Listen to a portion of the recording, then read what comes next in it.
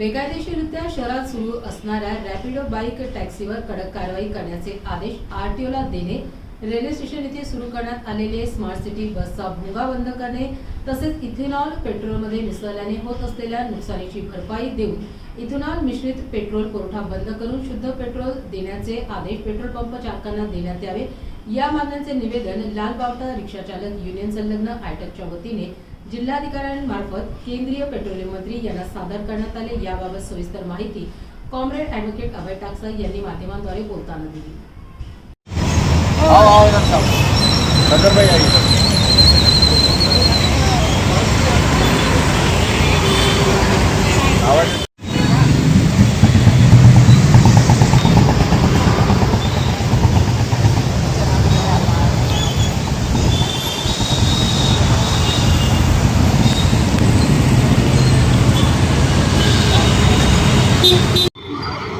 Okay साहेब, आज निदर्शनात काय विषय?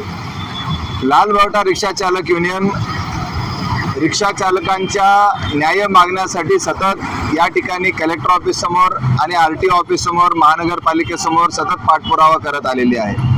आजच्या आमच्या या निवेदनाचा विषय असा आहे की शहरामध्ये रॅपिडो टॅक्सी बाईक आलेल्या आहेत आणि त्यांना बेकायदेशीरपणे शहरामध्ये वावर करायला परवानगी आरटीओ आणि या आरटीएच्या अध्यक्षाने दिलेली आहे। आरटीए म्हणजे परिवहन प्राधिकरण, ज्याचे अध्यक्ष कलेक्टर असतात, त्याच्यामध्ये आरटीओ येतो, त्याच्यामध्ये पोलीस येतात, त्याच्याकडे महानगरपालिका येते आणि रिक्षा चालक येतात, अशी एक ती समिती असते। आमच्या रिक्षा चालकांची काळजी घेण्याचं काम कलेक्टरचं आहे, परंतु हे कलेक्टर ते करत नाहीत, त्यामुळे आज आम्हाला पुन्हा यावं लागलेलं आहे। रिक्षा चालकांना जरासा कायदा मोडला की लगेच त्याला हजारो रुपयाचे पावते दिले जातात, परंतु हे बेकायदेशीर रॅपिडो टॅक्सी सुरू आहे त्याच्यावर कुठल्याही प्रकारची कारवाई केली जात नाही। जे काही करतायत ते थातूरमातूर करतायत। आम्हाला असं कानावर आलेलं आहे की त्यांना 5 रुपये रोजाने परवानगी देणार आहे की काय। आमचा त्याला विरोध आहे। जर रॅपिडो बाईक टॅक्सीला जर परवानगी दिली तर सगळ्या रिक्षा या कलेक्टर ऑफिस समोर आणून लावून मग तुम्ही आत कसे जाता आणि बाहेर कसे येतात तुमचं तुम्ही बघून घ्या, असा इशारा आम्ही देत आहोत। त्याचबरोबर ज्या आमच्या रिक्षा पेट्रोलवर चालतात, पेट्रोलवर चालणाऱ्या रिक्षा, पेट्रोलवर चालणारी वाहनं इथेनॉलमुळे खराब होऊ लागलेले आहेत। आम्हाला न विचारता पेट्रोलियम मंत्र्यांनी 20% इथेनॉल म्हणजे उसाचा रस या पेट्रोलमध्ये टाकायला सुरुवात केलेली आहे।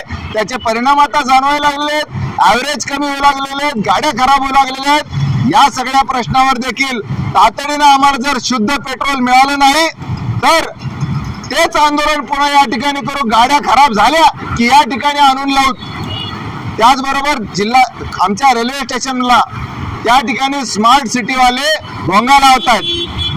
ते पण परमिटवाले आहेत, आम्ही पण परमिटवाले आहेत। ते पण पब्लिक ट्रान्सपोर्ट आहेत, आम्ही पण पब्लिक ट्रान्सपोर्ट आहेत। स्पर्धा करायची आहे तुम्हाला, मग आम्ही पण भोंगा लावू।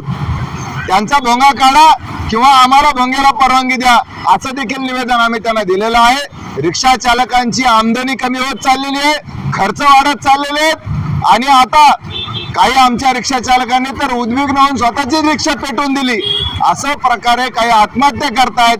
अशा सगळ्या या परिस्थितीमध्ये जर रिक्षा चालकांना न्याय मिळाला नाही तर त्यांना आंदोलन करावं लागलं तर त्यांना आंदोलन जीवी म्हणू नका, कारण आंदोलन करण्याची हौस त्यांना नाहीये। तुमच्या नाकर्तेपणामुळे हे आंदोलन करावे लागत आहेत। लाल बावटा रिक्षा चालक युनियन ही रिक्षा चालकांच्या कायम पाठीशी आहे। जर न्याय मिळाला नाही तर तीव्र आंदोलन करू।